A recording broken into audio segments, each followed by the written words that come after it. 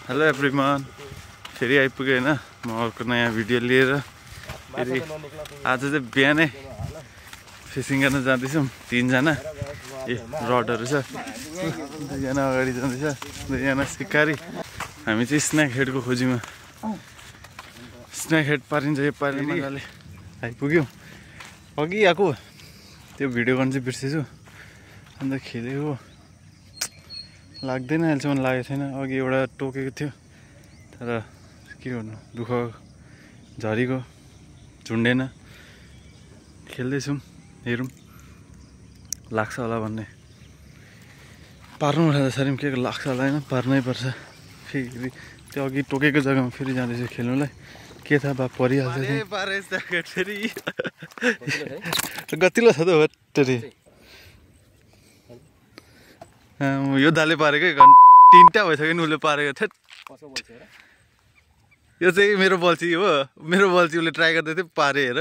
भ्यागु त नयाँ लगाएको पारे नि त। थेट म कहिले लु न यसो दा के छ पार। स्न्याक हेड चाहिँ यस्तो हुँदो रहेछ है। लु है त लु स्न्याक हेड। यसको यही यस्तो साँप जस्तै भएर यसको नामै स्न्याक हेड। यसको अनुहारै हेर्न सक्नुहुन्छ, साँपको जस्तै खतरा हुन्छ, खतरा स्न्याक हेड।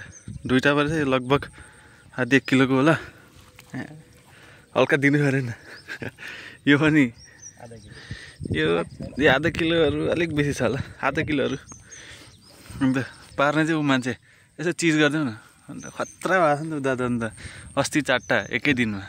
अब मेरो पालो त यहाँ पानी दह्रो परेर बसिरहेको छौँ। खतरा पानी पनि आयो होइन त, पानी पनि खतरा आयो। यहाँ कहाँ हो धन्न तित्तिरको फेद। तित्तिरी कहाँबाट तित्तिरी हो, तित्तिरी टिपन खाउन। तित्तिरी कसको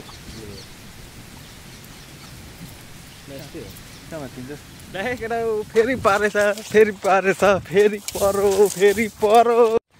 आमामा यो त 1 किलोको छ होला। यो त मागुर हो क्या, स्न्याक हेड पऱ्यो।